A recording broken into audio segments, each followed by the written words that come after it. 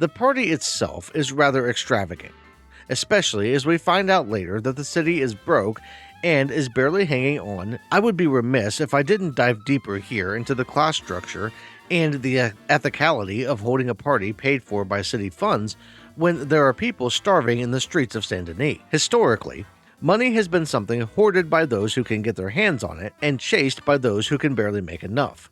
It's a balancing act by those in power to give just enough to the people to keep them placated, while working to grow and consolidate power and wealth at the top.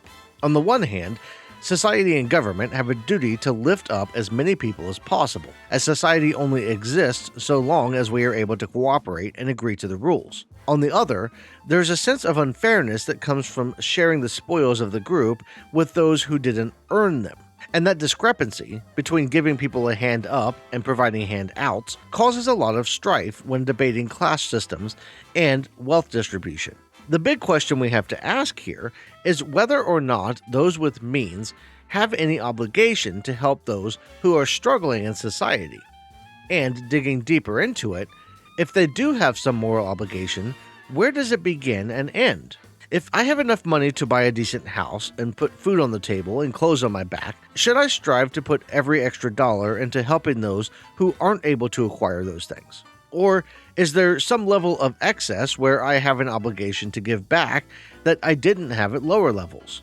Traditionally, these questions are answered partially through the agreement of using an organized government body to collect taxes that are then used to fund certain aspects of society. In theory, this works well as it allows individuals to keep a certain amount while forcing them to give at least some of it back to the system that helped them succeed in the first place. But, as we see in Saint Denis, governments can easily become corrupt, tailoring policy and spending to one group of people over another, depending on the leanings of the people in charge.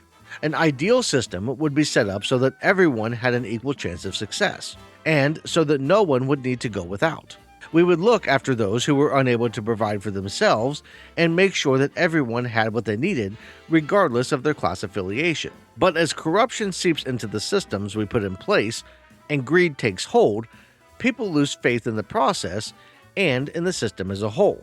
We see people starving in the streets as the powerful claim that those people deserve their lot due to poor work ethic, the wrong nationality, skin color, or some other trait beyond their control. And apathy sets in as we feel helpless to do anything. Then, like the Vanderlyn gang, we give up and decide to focus on our own well-being while taking an every man for himself attitude.